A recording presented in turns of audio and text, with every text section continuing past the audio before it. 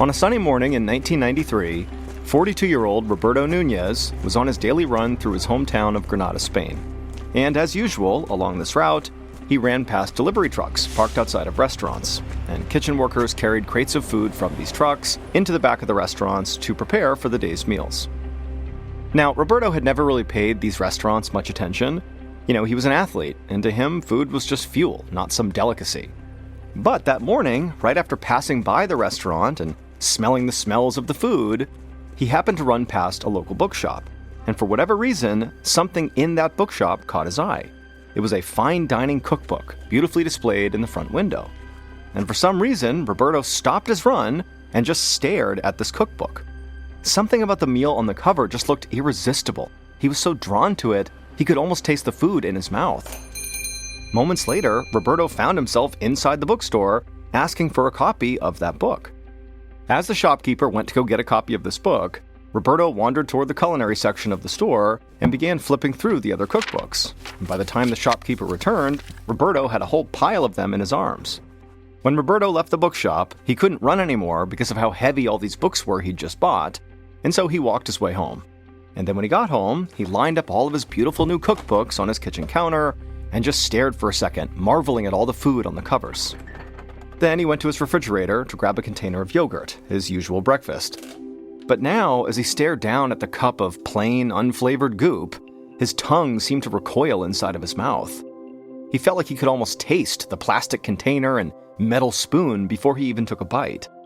Suddenly, Roberto's everyday breakfast seemed totally unappealing. And so for the first time in his entire adult life, Roberto decided to take himself out for breakfast. He walked to the nearest open cafe and read their extensive menu, and all the items sounded delicious. Unable to choose, he just asked the server to bring him the most popular dish and one of every side dish on the menu. 20 minutes later, Roberto's little cafe table was so full of plates, he could barely find a spot to set down his espresso mug. Roberto stuck his fork into a potato omelet seasoned with chives and garlic. He took a bite, and it felt like his tongue was exploding with pleasure. He'd had all these foods before, but they had never triggered a response like this. He felt a rush of joy as he leaned over his cafe table and devoured every bit of food his stomach could fit. A few weeks later, Roberto was pacing in his kitchen on the phone, making reservations at one of the most exclusive restaurants in Granada. For the past couple of weeks, he and his wife had been eating out for almost every meal. Roberto didn't know what had come over him. He'd never been a food person, but now he was spending nearly all his time researching the best restaurants in Granada and then making plans to dine at each of them. Meanwhile, his running shoes sat abandoned in his closet. In fact, he hadn't gone running even once this week. Roberto was a marathon runner, but his heart just was not in running anymore. He'd totally stopped counting calories and monitoring his carbohydrate and protein intake. His only long-term goal at the moment was a grand European road trip so he could try all the famous restaurants he'd been reading about. In fact, calling a travel agent was the next item on his to-do list. He intended to eat at every single Michelin-rated restaurant in the entire world. Roberto finalized another restaurant reservation and then hung up, marking the appointment on his calendar, and then he called the next restaurant on his list. 4 years later, Roberto sat at his computer typing up a restaurant review. By this point, his entire life now revolved around food. Every free second was spent eating, planning to eat, or traveling to the best restaurants all over the world so that he could write about them. Roberto looked a lot different now, too. Roberto had really not been running at all over the past few years, and between that and his sedentary lifestyle and new love of gourmet food, he'd gained a good 60 pounds. He'd had to buy a completely new wardrobe, but Roberto didn't mind. He'd actually never had so much fun in his life as he had now, being a foodie. The passion he now felt for food rivaled the sense of accomplishment he used to feel at the end of marathons. It was like he had finally found his real life's purpose. Roberto sat back in his home office chair and closed his eyes, trying to remember the subtlety of a glaze he'd tasted at lunch. He breathed in deeply, then sat up looking around.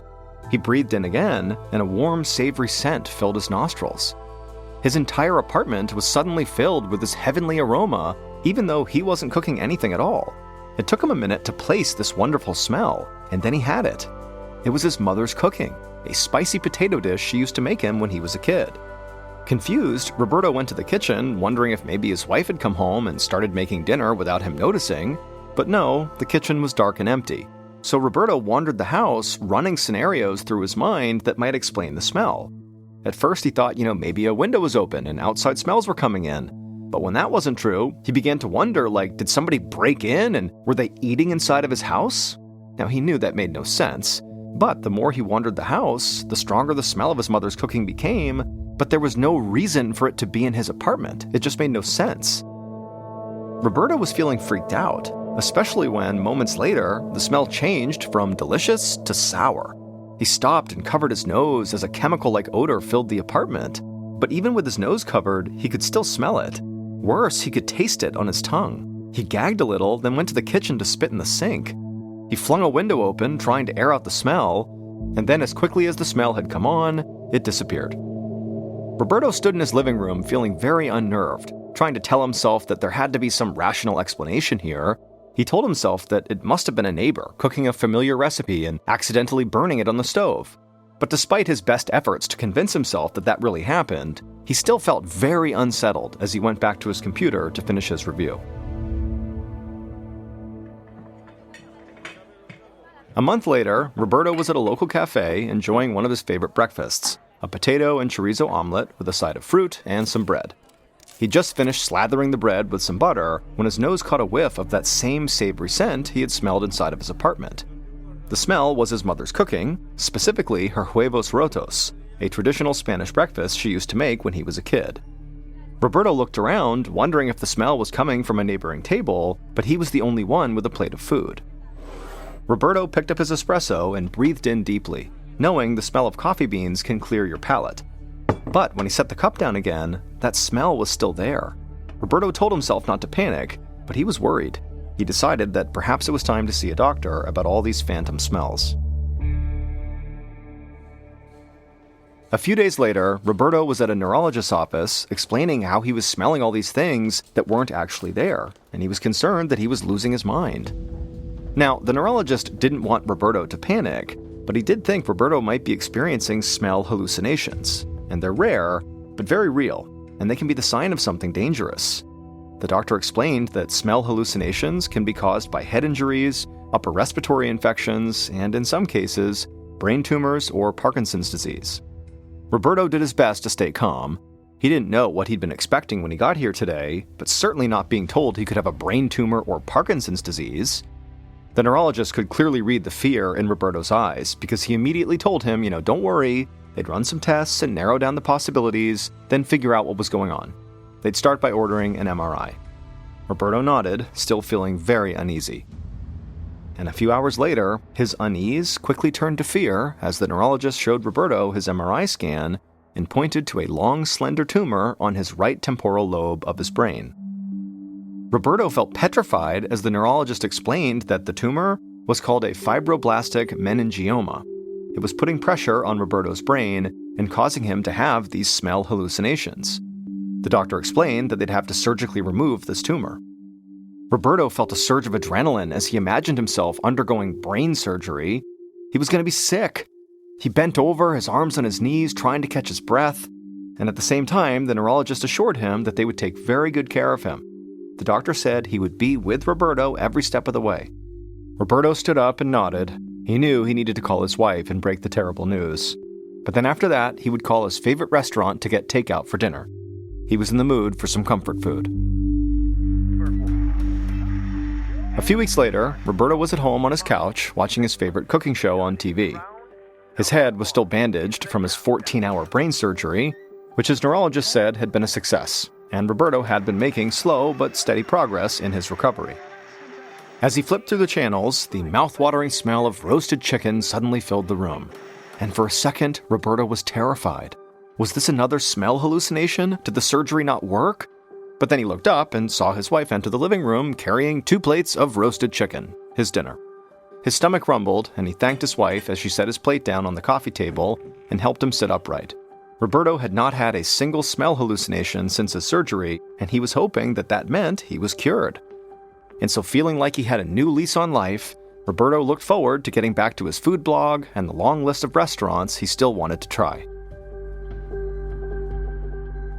12 years later, on March 3, 2010, Roberto, who was now 58 years old, stood on the scale at his neurologist's office for a routine follow-up. Even though it had been over a decade since his brain surgery, he still had to get regular MRI scans to make sure there was no new tumors in his brain. The nurse took note of Roberto's weight. By this point, Roberto had gained approximately 110 pounds since he first took an interest in food. But this just didn't really bother him. He knew he'd been gaining weight steadily over the years, because after all, he ate rich and decadent foods for almost every meal, something he just loved to do. And besides, his career in food had really become quite incredible. Roberto was now a widely recognized and respected food critic. He wrote for prestigious magazines and gastronomy guides, and had been featured in a few newspapers. After that day's scan, Roberto waited inside of his neurologist's office, expecting the same results he got after every other appointment, all clear and good to go. Except this afternoon, his neurologist did not look too happy when he came through the door. He told Roberto that the MRI today showed a growing lesion and mild damage in the same areas where his tumor had been, and he believed that the lesion was likely left over from his surgery a decade ago.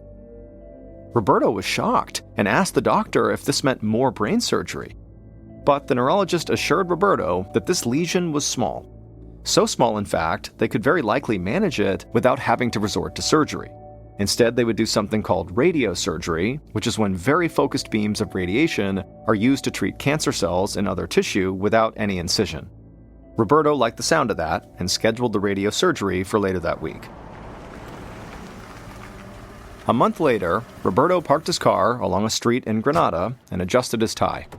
Then he opened the passenger door for his wife, and the two of them began walking up the sidewalk on their way to a restaurant opening. And as they strolled along the boulevard, Roberto told his wife the good news. He'd had a follow-up doctor's appointment at his neurologist that afternoon. He'd completed his radiosurgery appointments at the start of the month, and now his neurologist told him that his lesion had shrunk by more than 25% and was no longer pressing on his temporal lobe.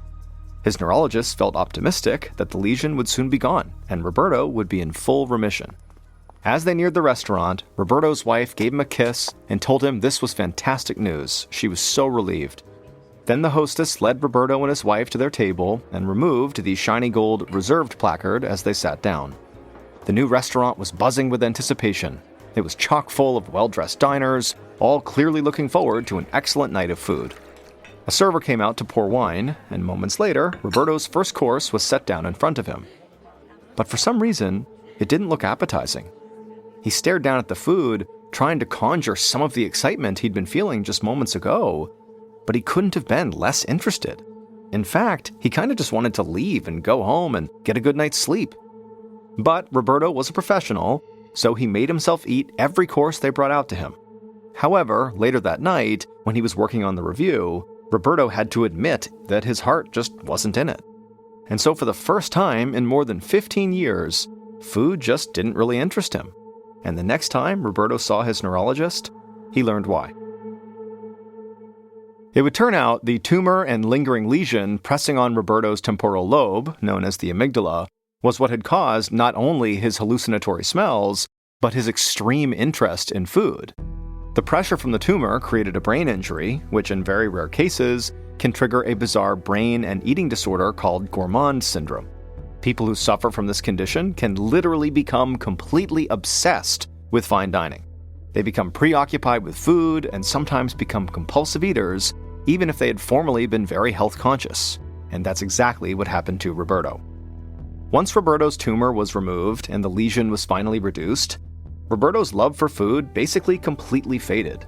However, despite that, Roberto did not give up on his career. He kept working as a food critic, even if his job was not nearly as enjoyable as it was before.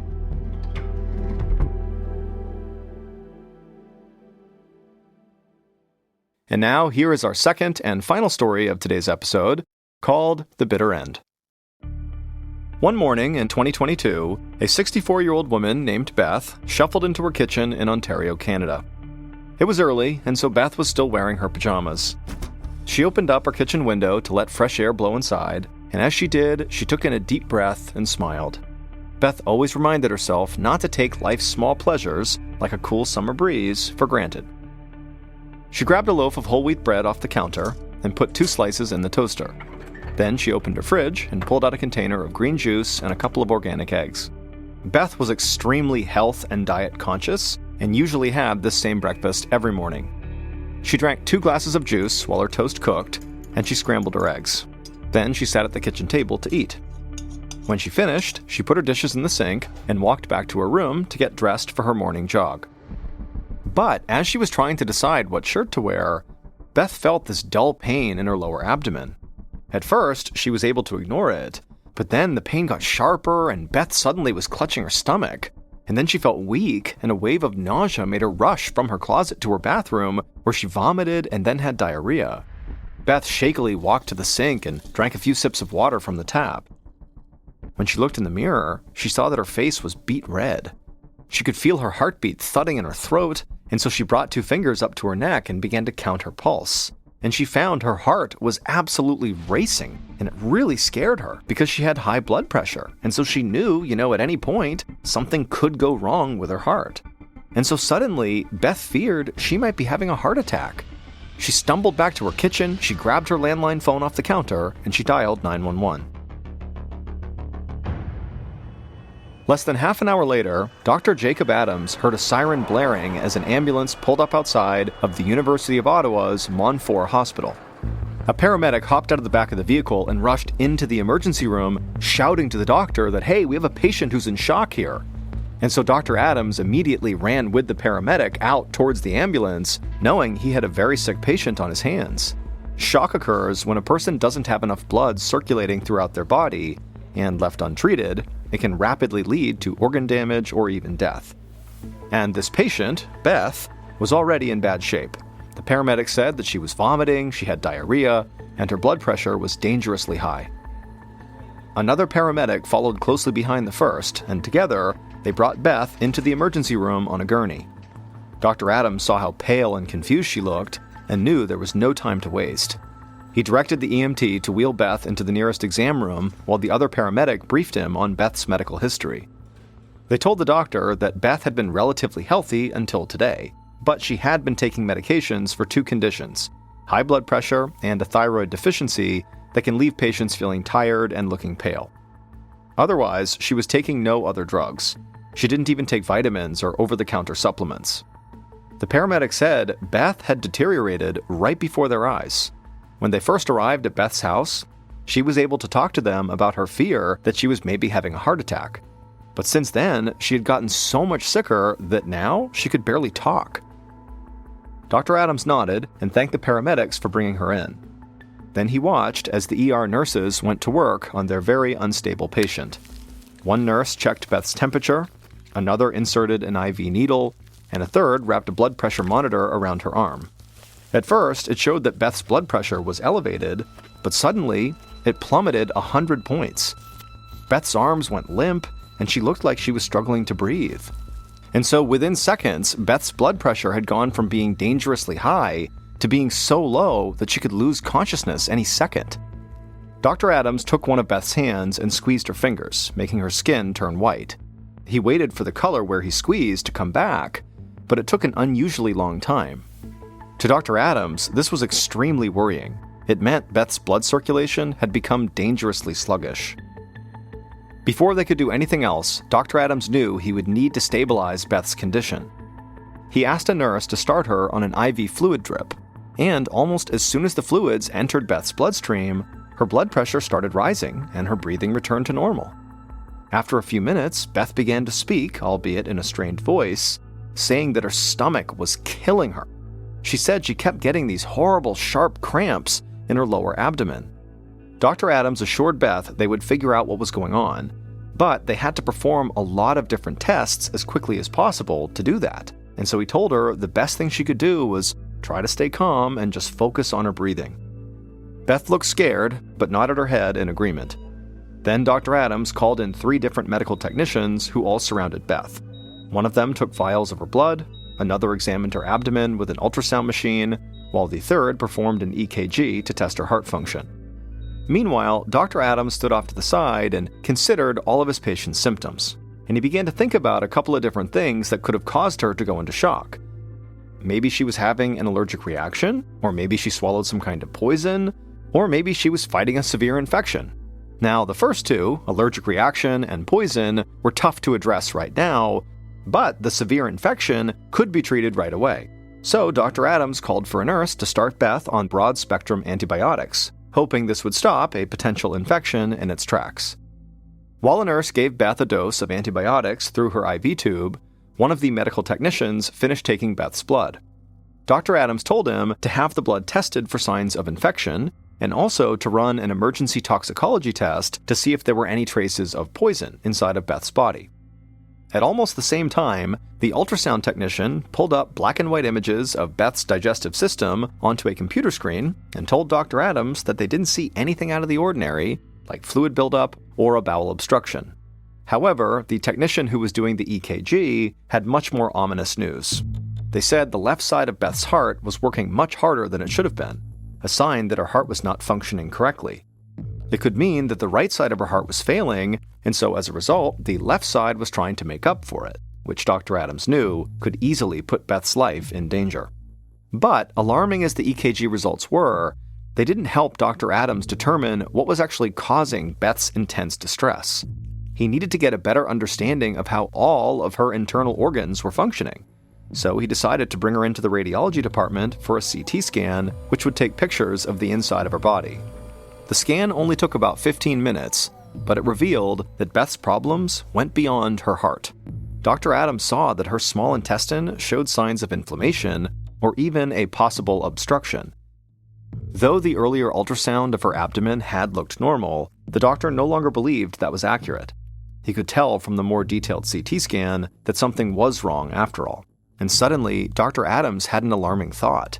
Maybe Beth was bleeding internally inside of her digestive system. Severe internal bleeding could explain a lot of Beth's symptoms, including nausea, vomiting, diarrhea, and her sudden drop in blood pressure. But this would be a terrifying diagnosis. If Dr. Adams didn't locate and stop the bleeding right away, Beth could bleed to death. A few minutes later, Dr. Adams received the results of Beth's blood work. Her toxicology report came back normal, meaning technicians had not found any poison in her system, but on the other hand, the results showed she did have elevated levels of a protein found in red blood cells, which did seem to indicate she did have internal bleeding. And just as the doctor set her test results aside, Beth's blood pressure suddenly plummeted again. She went pale and her breathing became labored. Dr. Adams looked up and noticed her IV fluid bag was empty, so he quickly replaced it with a full one, and as soon as the fluids flowed into her system, just like the last time, her blood pressure immediately stabilized. But to Dr. Adams, this was not a good sign. If Beth was rapidly bleeding internally, IV fluids would keep her going for a while, but eventually it would not be enough, and so she needed a blood transfusion as quickly as possible. And at this point, Beth looked sicker than ever. She groaned in pain and then leaned over the side of her hospital bed and vomited up blood. Now, Dr. Adams was certain that she was bleeding internally into her stomach, which was why she was throwing up the blood. He immediately called in a nurse, who began giving Beth a blood transfusion. He also continued giving her IV fluids and started her on drugs that would keep her blood pressure up and reduce acid in the stomach to hopefully slow the bleeding. After all that, Dr. Adams transferred Beth to the intensive care unit, where they met with a gastrointestinal specialist named Dr. Christina King. Dr. King said she needed to insert a tiny camera down Beth's throat and into her abdomen. That way, she could see firsthand where the blood was coming from. Dr. King turned to Beth, whose face was scrunched up in pain, and explained the procedure. Beth would be put under light anesthesia for about 30 minutes, and during that time, Dr. King would insert a tube with the camera on one end into Beth's esophagus and down into her stomach. Beth looked uneasy, but she was so sick that a tube going down her throat seemed like a small price to pay for some answers. She said okay, and the doctors got to work prepping her for the procedure. About 15 minutes later, Beth had been put under anesthesia and was lying on her side on a bed in her ICU room. Dr. King stood beside her and carefully inserted the long, thin tube down her throat. Dr. King could see the inside of Beth's esophagus on a screen right beside her bed. Dr. King moved the tube further down Beth's digestive system, and as soon as the camera entered Beth's stomach, Dr. King saw that her stomach lining was swollen, red, and bleeding. The bleeding was not severe, but the doctor knew that was only thanks to the drugs that Dr. Adams had given Beth. Later that afternoon, Dr. King sat in the ICU with Beth, who was still sedated from her procedure. Beth did look much better than she had just a few hours ago, and Dr. King was glad that the treatment she and Dr. Adams had come up with seemed to be working. Her internal bleeding had largely stopped, at least for now, and so for the time being, Dr. King could really focus on why Beth was bleeding internally. Dr. King was starting to think that Beth's illness had been caused by something that she might have eaten, rather than by poison or an infection. And so once Beth woke up from her procedure, Dr. King asked her if she'd eaten anything out of the ordinary that morning before she'd gotten sick. Beth initially said no. She'd had the same breakfast she ate every single morning: whole wheat toast, organic eggs, and homemade green juice. However, Beth said, now that she thought about it, her juice had tasted a bit more bitter than usual. Dr. King asked what kind of juice it was, and Beth said, she made it herself from a type of green squash called bottle gourds that she had bought at the store. She'd heard that bottle gourds were a really great health food, and so for the last several years, she'd been pureeing the vegetables into a juice that she would drink every morning. Dr. King just stared at Beth, because suddenly she knew what was going on with Beth, and it made perfect sense. Beth had given herself a nearly fatal case of toxic squash syndrome. It's a very rare condition that results from eating poisonous chemicals sometimes found in squashes and gourds. These toxins are called cucurbitacins, and they taste very bitter. Over hundreds of years, people have bred squashes to have only trace levels of these toxins. But sometimes the plants can still develop high amounts of cucurbitacins as they grow, and people who eat a lot of those types of vegetables can get dangerously ill. Beth went to her local grocery store and unknowingly bought bottle gourds that did contain a dangerous amount of these toxins. Then she pureed the vegetables and drank the juice, and the only thing she noticed was a slightly bitter taste, until just minutes after breakfast, the toxins caused her stomach lining to start bleeding, and Beth went into shock. Her case was the first of its kind ever reported in Canada. After 5 days in the ICU, Beth was finally healthy enough to return home. 2 weeks later, her doctors called to check on her condition, and she told them that she was feeling fine, except for one symptom. In the past few days, her hair had begun falling out. Her doctors told her that this was actually normal. Delayed onset hair loss had been reported in a number of cases of toxic squash syndrome.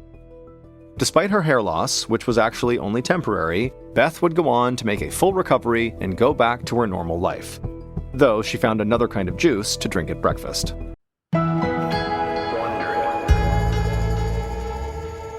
In 2007, the now famous cult classic movie, Into the Wild, was released to movie theaters for the first time.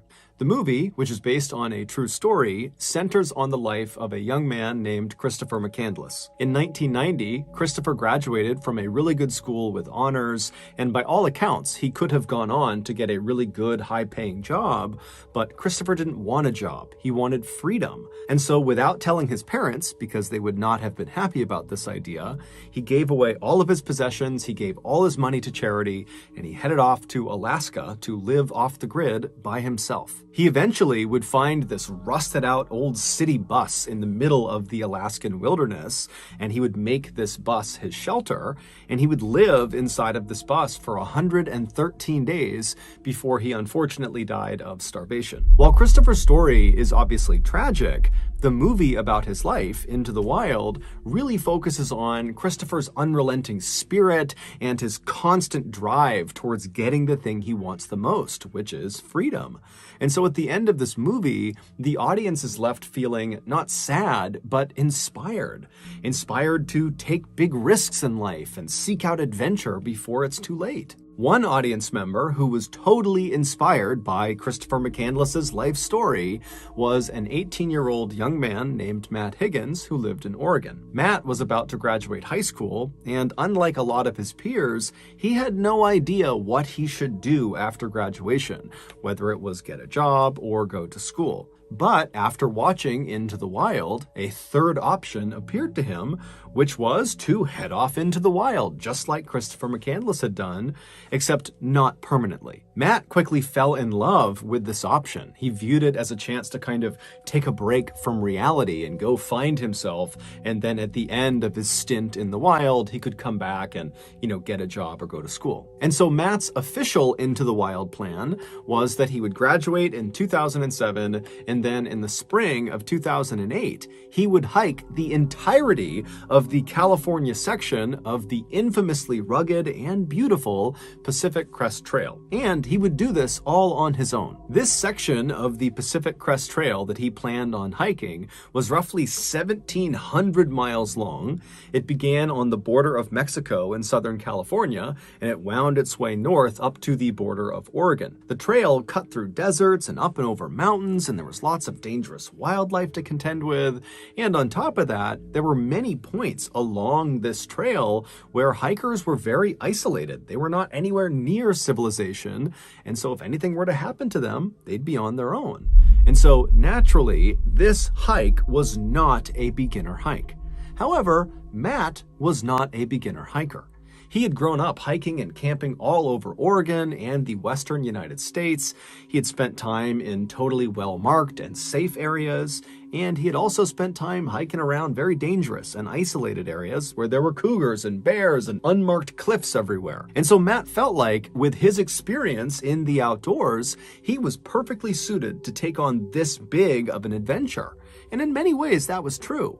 However, something was going to happen to him while he was out on the Pacific Crest Trail that no amount of hiking or camping experience could have prepared him for. So Matt graduated from high school in 2007, and in keeping with his plan, in the spring of 2008, he packed up his stuff, he headed to the airport, and he flew south to Southern California. And when he got there, he made his way all the way south to the border of Mexico, and there he picked up the start of the Pacific Crest Trail, and he began heading north. For the first few weeks of his hike, Matt would spend the entire day hiking as far as his body would allow him, and then at night, when it got too dark or when he got too tired, he would just set up his campsite right off the edge of the trail, and then after a quick bite to eat, he'd climb inside of his tent and he'd go to sleep. And then the next day, he'd get up early and he'd do it all over again. During those first few weeks, the only real adversity that Matt ever faced, beyond just kind of normal fatigue from long-distance hiking, was at one point he got a little dehydrated, and another time he almost stepped on a rattlesnake. So besides those two things, really the hike had actually been fairly routine by Matt's standards. But when he reached the Lassen National Forest, which is a very dense forest in Northern California, located about 150 miles from the end of his hike, so the border of Oregon, when he got there, this hike of his would become anything but routine. Not long after stepping foot in Lassen Forest, Matt found himself walking along this winding dirt path where the trees on both sides of this path were pressed tightly up against the edges of this trail, and because of how densely packed the trees were together, it was almost like he had these walls on either side of him that extended 100 feet into the air. And so it was very quiet and it was very dark as he was walking along, but Matt was enjoying it. All he could hear was the chirping of birds and the insects buzzing around him. It was peaceful. And so Matt's just kind of meandering his way through the forest. He's in no rush. And at some point, the trail he was on banked hard to the right. And so he makes this turn, and as he does, he looks up, and what he sees kind of startles him. About 20 feet away from him, off to the right side of the trail, is this big boulder, and sitting on this boulder are two middle-aged people, a man and a woman. They were both dressed head to toe in white. They both looked very dirty and disheveled. The man had this big, unkempt beard, and both of them were just staring daggers at Matt. And so Matt felt awkward, and he immediately looked down as he continued walking towards them. But as he got within a few feet, he looked up and kind of awkwardly smiled at them and waved and said hi, and they didn't respond. They just continued to stare at him with no discernible expression on their face, and they watched him as he walked right past them. And so after Matt walked past these two people in white, he felt really uncomfortable because he knew they were still definitely staring at him as he walked away, and he didn't want to turn around and meet their eye contact. And so he's just kind of walking away, feeling that uncomfortable feeling of someone staring at him, and he's thinking to himself, why didn't they at least wave or acknowledge him in some way? Especially considering the fact that on the Pacific Crest Trail, people go days without seeing other people. Matt, in fact, had not seen another person in days until he saw these two. And so he's thinking, how rude is that to just completely not react when another person walks past you on this trail? But Matt told himself, you know what, I don't know these people. I don't know what their issues are. For all I know, they're foreign and they didn't understand what I said. And so maybe that's why they didn't say hello back. Who knows? But you know what? It's none of my business. And so Matt just continued walking along. He never turned around to look back at these two people in white. He just carried on.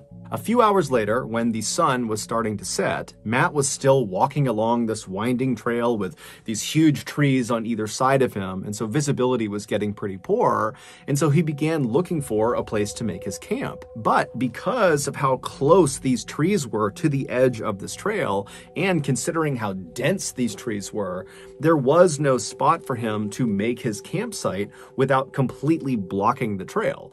And Matt did not want to block the trail for other people, and so what he did is he left the trail and he walked 300 feet or so into these thick trees where he found this little clearing, and that's where he set up his tent. Once it was all set up, he made some food for himself on his little stove, and then after he was done eating, he packaged up all of his leftover food inside of a waterproof bag. Then he sealed that up, and then he tied some cord to the bag and threw the bag up and over a branch of a nearby tree and kind of tied it off so the bag was sitting well off the ground.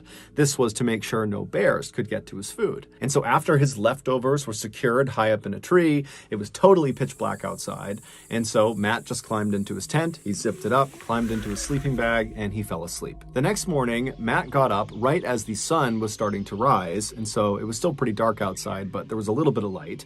And so Matt unzipped his tent and he looked outside, and the first thing he noticed was his bag of food that he had put up in the tree was gone. And so Matt stepped out of his tent and he looked around thinking, maybe it fell to the ground or something, but it wasn't there. It was just gone. And so Matt thought to himself, I didn't hear anything last night, but I guess a bear must have come into the campsite, found the food, and run off with it. And so Matt began walking over to the tree where he had strung the food up to begin looking on the ground for bear prints to confirm his theory that that was who took his food. And so he walks over, he's looking around, he doesn't see any bear prints, but he does see 2 sets of human boot prints, neither of which were his. And before he could even process that, he realized these prints, these human prints, were not just underneath this tree where the food was. These prints, as he looked around him, extended all the way up to his tent and all around his tent and all over his campsite. And so as Matt is looking at this crazy trail of human prints all over the place, he's thinking to himself, how is this possible? I went to bed last night when it was already pitch black outside, and I got up basically right at sunrise, so it was still dark outside. So these 2 people that were walking all over my campsite and cutting my food down, they somehow navigated here 300 feet off the main trail in the middle of nowhere. They navigated here in total pitch blackness, and they did it silently without waking me up. How is that even possible? And so after running through this thought process, Matt realized the only logical conclusion was that the 2 people he saw on the rock, the people in white, had followed him after seeing him. They saw where he left the trail, and they had waited until he fell asleep and then snuck out and robbed him. As Matt's thinking about this, he suddenly realized that maybe they're still around. Maybe he's still being watched. And so he began whipping his head around, looking in all directions, almost expecting to see the man and the woman in white kind of poking out from behind a tree. But when he looked around, he couldn't see anyone. However, he started to get that sense that he was being watched. And so feeling really uncomfortable, he quickly packed up his campsite and walked as quickly and calmly as he could toward the trail.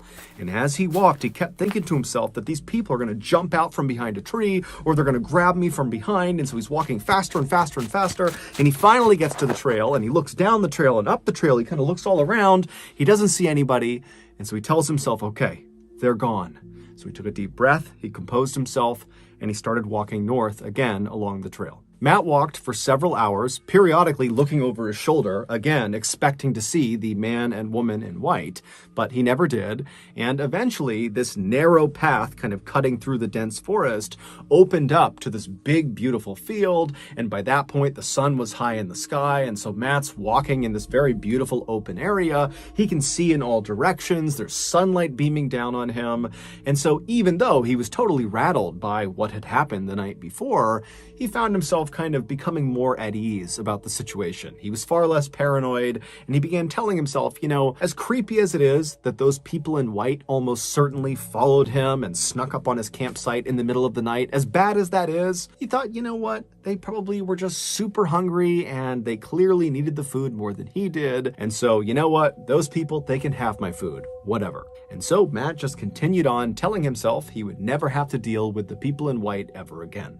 However, he would be wrong. Over the next 3 days, Matt continued making his way north through the Lassen forest, and the trail he was on would weave between those big, beautiful open areas, back inside those very densely forested areas where the trees were practically right on top of you. And during those 3 days, Matt did not see the people in white. He did not have any nighttime encounters with anybody, nothing got stolen, and so that only reinforced the idea that, you know, he had been a target of opportunity, they had taken what they wanted from him, and they were no longer following him. But on the 4th day after the food stealing incident, things would get spooky for Matt again. On that 4th night, Matt was once again forced to leave the trail he was on. He was in one of those very densely forested areas and walk well off the trail to find a clearing for his tent.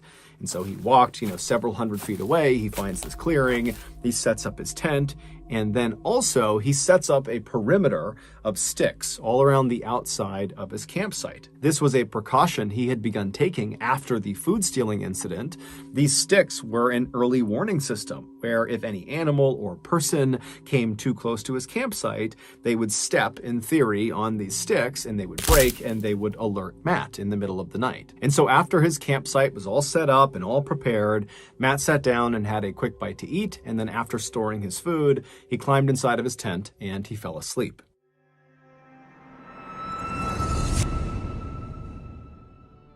Before we finish the story, I want to tell you about today's sponsor, HelloFresh. Are you tired of spending hours and hours in the kitchen preparing the perfect fermented walrus tail and cobra heart soup, only to be met with looks of disgust from your dinner guests? Hi, I'm MrBallen, and I had the same problem you did until I realized fermented walrus tail and cobra heart soup is just gross, and you should not be serving that to your dinner guests. Instead, serve them a meal from HelloFresh. HelloFresh is a meal service that sends actually good tasting food right to your doorstep. Between menu items like cheese stuffed burgers with pesto aioli and grilled salmon with balsamic tomatoes, you are bound to finally wow those finicky dinner guests at your next summer barbecue. And don't worry, HelloFresh recipes are very easy to follow, and they make for a joyful cooking experience for you and your family. Speaking of family, HelloFresh has a very popular kid-friendly line of recipes that are perfect for families looking to try something new while school is out for the summer. So if you're ready to finally stop jam-packing your fridge full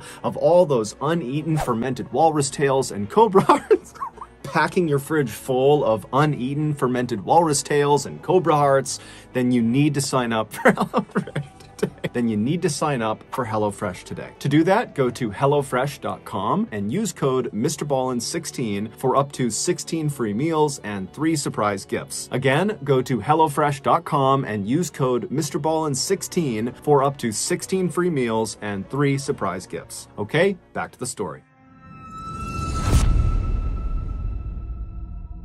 A few hours later, Matt suddenly woke up. Now, when he woke up, he opened his eyes, but it's pitch black in his tent, there are no windows in his tent, and it's pitch black outside. So even with his eyes open, he can't see anything. And so he's just laying there with his eyes open, but it's total darkness, and he's just listening intently because he doesn't really know why he woke up, if something startled him, or if there's no reason at all. And so he's just laying there and he's listening, and as he's listening, he hears the distinct sound of something stepping on one of the sticks in his perimeter. And so he hears the stick break and his heart just starts racing because he knows that an animal or a person is just a few feet away from him. And so instinctively, he kind of begins to pull his arm as quietly as he can out of his sleeping bag, and he reaches over and he grabs his hunting knife. And as he grabs the handle of the knife and he brings it closer to him, he hears the sound of more footsteps. Whatever has stepped on the stick has not slowed down at all. They don't care about the sound they just made. They're still moving towards his tent. And so Matt's starting to get really freaked out because he knows that, it could be an animal, but just a couple of days ago, 2 people were in his campsite stealing his food and walking all around his tent. And so that's what's going through his head. And so Matt's laying there preparing himself to potentially have to slash out if anybody came close to his tent. I mean, he's in the middle of nowhere. If a person is out here, it's not his friend. And so he's laying there, he's kind of shaking and he's listening really intently. And the footsteps are just getting closer and closer and closer to his tent until they stop right next to his head. They are literally about a foot away from him. And so he can't see anything. He's just listening really intently. And then he starts to hear whispering. But the whispering is not coming from this person right here.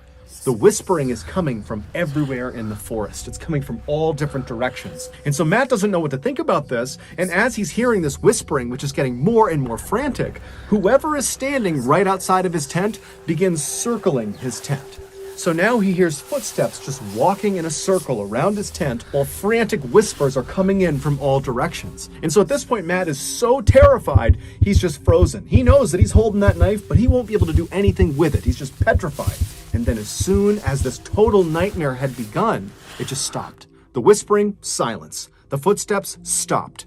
And so in a way, it was kind of relieving, but in another way, Matt's laying there thinking, I want to hear the sound of footsteps retreating into the forest, leaving, but I haven't heard that.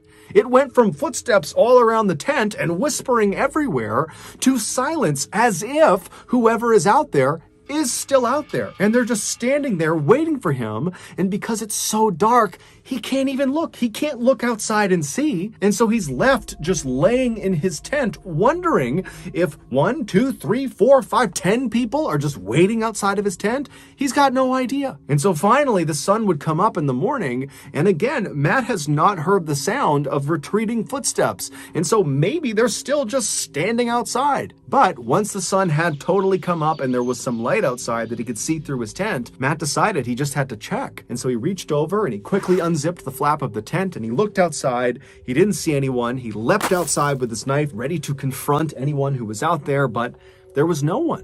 And so Matt, he's not thinking, oh great, they're gone. He's thinking, are they just like a few feet away, hiding behind trees? And so for a few minutes, Matt just began looking all around his campsite, kind of expecting to see, those people in white or other people he doesn't know, but he doesn't see anyone. And then Matt starts thinking to himself, was this just a nightmare? Did that not even happen? Am I imagining this? But when he looked down, he saw clear boot prints all over his campsite, including a nice track all the way around his tent. And so this nightmare really had played out in real life. And so he quickly gets everything back into his pack, he throws it on his shoulder, and he just starts running back towards the trail. And when he got to the trail, he continued running north. And as he's running along and looking over his shoulder the whole time, he's telling himself, I just need to get out of Lassen National Forest. I need to get out of the people in white's turf, get away from this place, and I'll be left alone. And so that motivated him to spend the whole day moving as fast as he possibly could. And by that afternoon, he had finally escaped Lassen National Forest. He was out and he was in one of these smaller towns that kind of butted up alongside this forest. And so that night, he camped out right near this town. He wanted to be as close to civilization as possible to ensure his safety. And so as he's laying in his tent that night, he began thinking about what had happened over the past couple of days. At this point, he was nearly certain that the people in white that he had seen on that boulder, they had to be behind these nighttime encounters. They just had to be. And so he's thinking to himself, okay, well, the first encounter I had with them, when they stole his food, yeah, that's creepy, but it makes sense. They followed him, they went to his campsite, they stole his food. Okay, fine. That makes sense to him. But the second encounter, the one that had happened the night before, That didn't make any sense. Assuming it was, again, the people in white responsible, that meant they had been following Matt the whole time, and he had not seen them somehow, even though over the last couple of days, he had been looking over his shoulder constantly, looking for those people, but he didn't see them, and they still managed to follow him all the way over several days to this other unmarked campsite, hundreds of feet off the main trail. So how did they do that?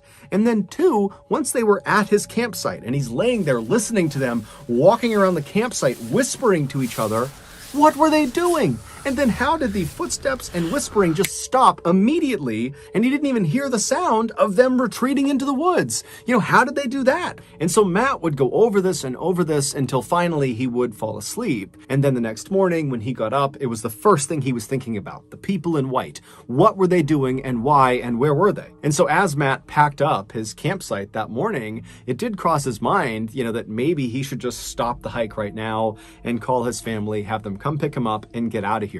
But this hike, this huge hike he had planned, was really important to him, and he was only about 100 miles away from the finish line, which meant he had already hiked over 1,600 miles, and he just didn't want to quit. He wanted to finish what he started.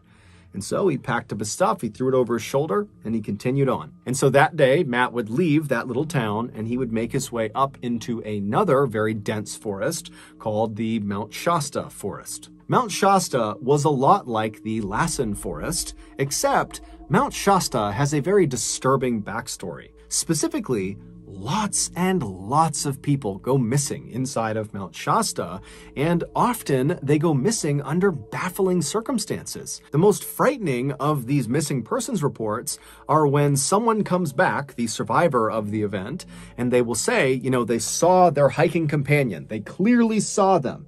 And then they turned their back on them just for a few moments, few minutes, whatever it was.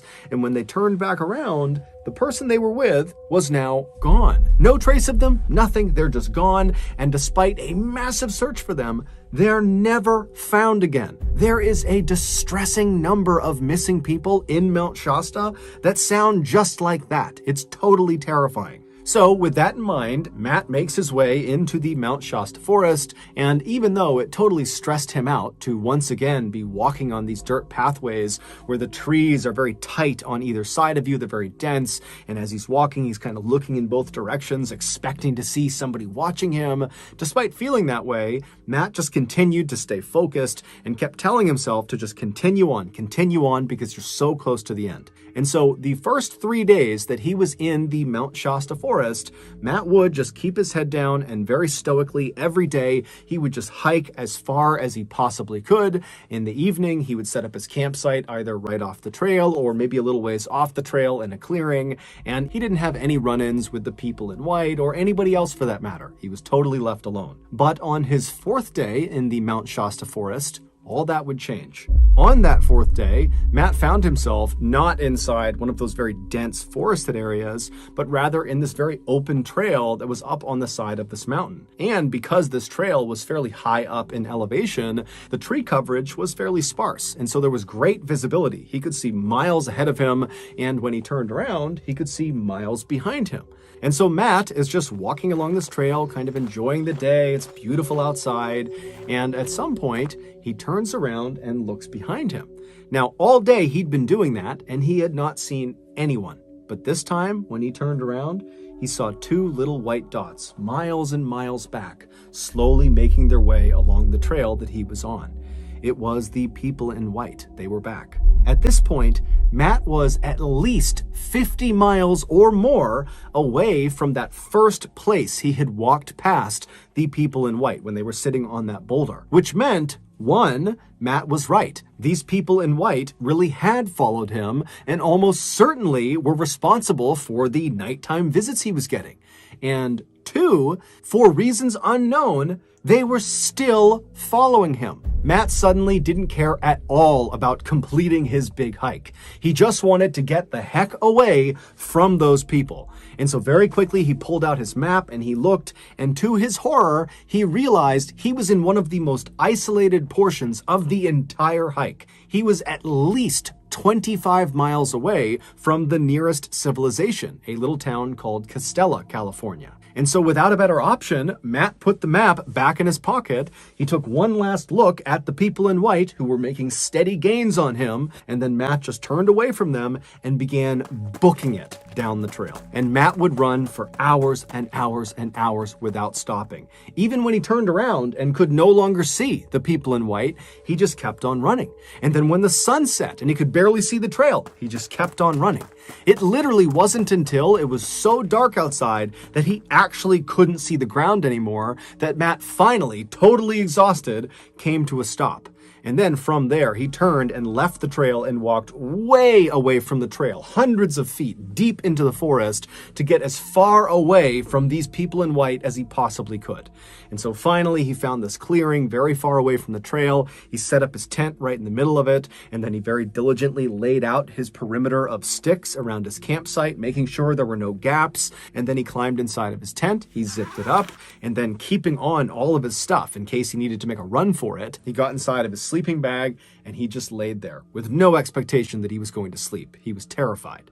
As he laid there, he thought to himself, okay, I have now run at least several miles ahead of them. I know that was them. I know I got some distance on them. There's no way they saw where I turned off the trail and where I've set up this campsite, so they can't possibly find me. And so Matt would lay in the tent for several hours just waiting to fall asleep. And then finally he would start to get tired because at this point it's totally quiet outside. He hasn't heard anything. And so he begins to doze off to sleep. And as he's getting more and more tired, he hears the sound of someone stepping on his perimeter of sticks. And as soon as he hears that stick break, he hears the all too familiar whispering pick up all around the forest. And then something new happens. Before Matt can even do anything, his tent lights up like a Christmas tree. Someone is shining a light on his tent. Someone has snuck up on his campsite in the middle of nowhere, hundreds and hundreds of feet off the trail, in the middle of the night. They've found him, and they're shining a light on him. And then the light clicks off, and it's silent. And at this point, Matt's fight or flight instinct kicks in, and he rips off his sleeping bag, he jumps outside and begins screaming nonsense and flailing around with a knife, trying to intimidate these people to get away from him. And then after he stops for a second, he hears a stick crunch right behind him. And he whips his head around to look at who is standing right behind him. And as he's turning out of his peripheral vision, he sees a dark figure running towards him. He doesn't think twice, he just turns and begins running away from the campsite. Now remember, it's pitch black in the forest. There's trees everywhere. And so Matt's smashing into trees, branches are hitting him, he's falling to the ground, but he is on a pure adrenaline high and he is just sprinting as fast as he possibly can away from this person who is likely still chasing him. And after 5 minutes of running, he stumbles and falls forward and kind of lands at the base of this fallen tree. The tree had landed in such a way that it was kind of propped on a rock, so there was a small gap underneath the tree. And so Matt, thinking quickly, kind of slid himself underneath this log and positioned himself so he was looking back in the direction he was running from. And as he laid there, he saw in the distance this light bobbing around. These people are looking for him. They're searching the forest for him. And so he watched in horror, tucked underneath this log, as whoever had the light and whoever else was with them, they moved closer and closer and closer, but they did not find him tucked underneath the log. They just walked right on past him. And so Matt would remain underneath this log all night until finally the sun came up. And at that point, even though it was fairly obvious that whoever was looking for him, they were now gone, Matt was still terrified. And so he stayed under the log for several hours until it was about early afternoon. And then he finally pulled himself out from under the log and he looked around. He couldn't see anyone. And then instead of going back to his campsite and getting his gear, he just totally abandoned it. He was worried that these people in white or whoever it was, that they were still going to be there.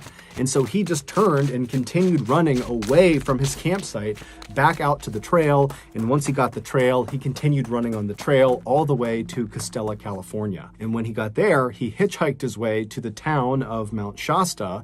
And there he would speak to police as well as the Forestry Service about what he had experienced. And so they would take all of his information down and they would put him up in a motel for the night. And then the next day, Matt would get in touch with his family and they would drive from Oregon to Mount Shasta.